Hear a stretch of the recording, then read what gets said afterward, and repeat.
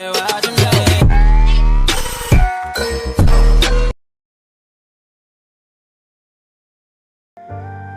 जंगल में कालू कौवा अपनी 5 पत्नियों के साथ रहा करता था। कालू कौवा के पास जादुई शक्तियाँ थी। उसी की मदद से उसने 5 शादियाँ कर ली थी। एक दिन की बात है, वो उस जादूगरनी के पास जाता है जिसने उसे सारी शक्तियाँ दी थी। कालू, मैं तुम्हारा ही इंतजार कर रही थी। मैं तुम्हें एक बात बताना चाहती हूँ। अब तुम्हारी शक्तियों की अवधि खत्म होने जा रही है। अगर तुम अपनी शक्तियों को बचाना चाहते हो तो तुम अपनी शक्तियों को किसी और को दे दो, तभी ये शक्तियाँ बच पाएंगी, वरना सारी शक्तियाँ खत्म हो जाएंगी और फिर ये तुम्हारे कोई काम नहीं आएंगी।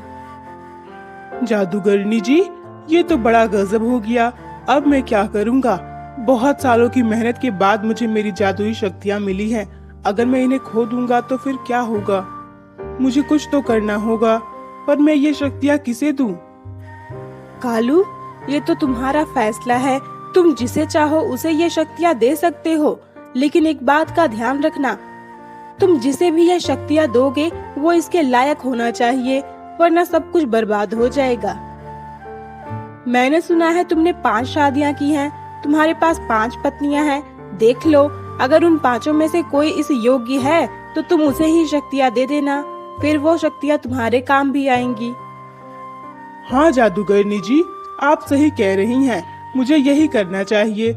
ठीक है, मैं जा रहा हूँ और आज ही मैं अपनी 5 पत्नियों की परीक्षा लेने की कोशिश करूँगा। मुझे जो भी 5 में से सबसे योग्य और समझदार लगेगी, मैं उसे अपनी सारी शक्तियाँ दे दूंगा। ये कहकर कालू कौवा अपने घर चला जाता है। वो अपने 5 पत्नियों को इकट्ठा करके कहता है, इतने साल बीत गए, आज तक मैं ही खाने का जुगाड़ करता रहा हूँ। जंगल जाकर खाना ढूंढने का काम मैं ही करता हूँ, लेकिन आज मैं कुछ अलग करना चाहता हूँ। मैं चाहता हूँ कि आज तुम 5 जंगल जाओ और तरह तरह के खाने की चीजें लेकर आओ। जो भी सबसे ज्यादा और सबसे स्वादिष्ट खाने की चीज लेकर आएगा वो विजेता होगा, और जो भी विजेता होगा मैं उसे कुछ उपहार दूंगा। ये सुनकर 5 पत्नियां बहुत खुश हो जाती हैं। वो सभी खाने की तलाश में निकल पड़ती हैं। सभी को यही लग रहा था कि विजेता तो वही होंगी। इधर कालू कौवा सोचता है, मैंने उन 5 को बाहर भेज तो दिया, लेकिन अब मैं ये कैसे जानूंगा कि इनमें से सबसे समझदार कौन है?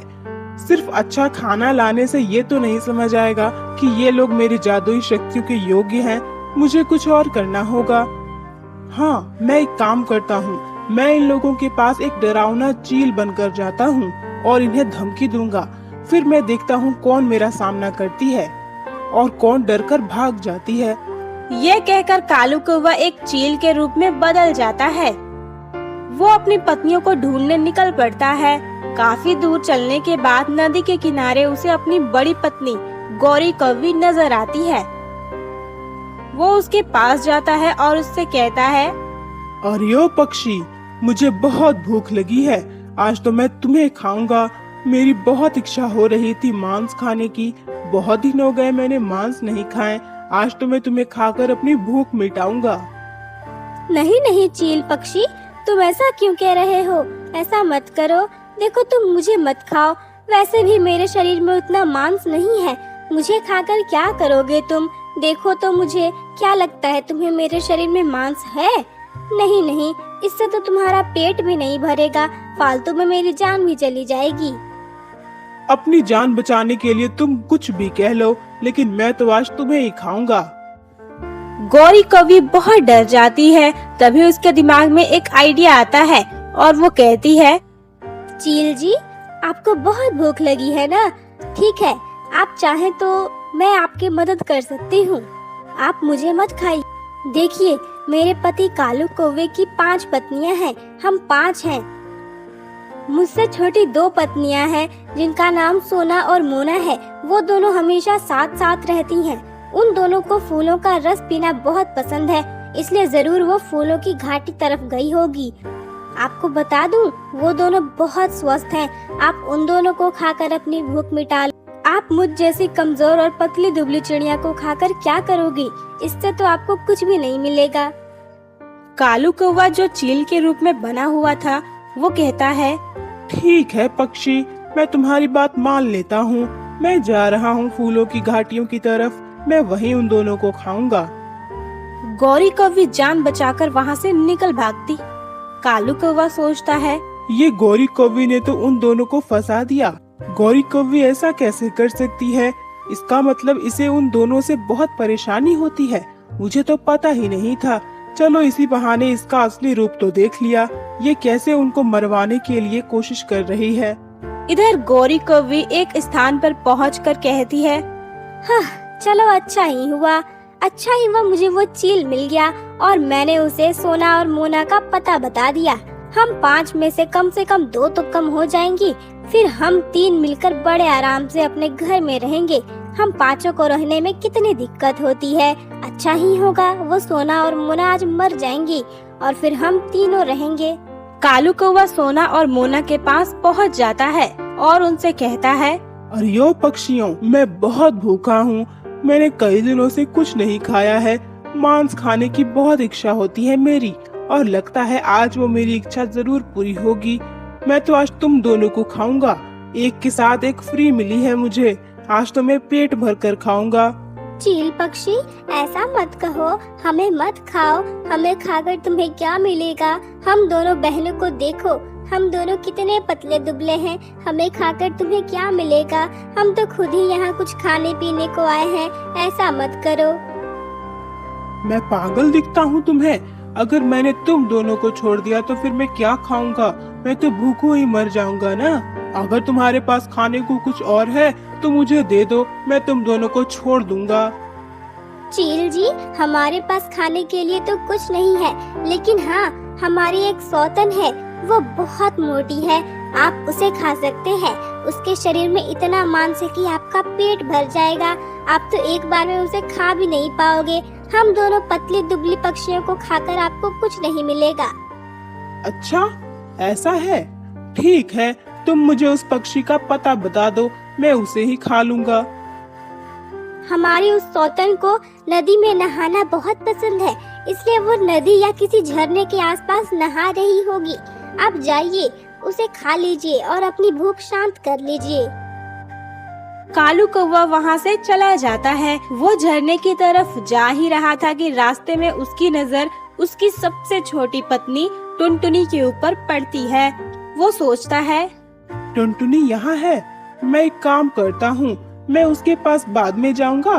पहले टुनटुनी के पास जाकर इसकी परीक्षा लेता हूँ, देखता हूँ ये क्या कहती है। उन बाकी तीनों पत्नियों ने तो धोखा दे दिया। वो सभी तो एक दूसरे को मरवाने के पीछे पड़ी हुई हैं। अब देखना ये है कि टुनटुनी क्या करती है। टुनटुनी मेरी सबसे छोटी और सबसे प्यारी पत्नी है। मैं तो यही समझता हूँ कि टुनटुनी बहुत चालाक है। देखता हूँ क्या करती है ये।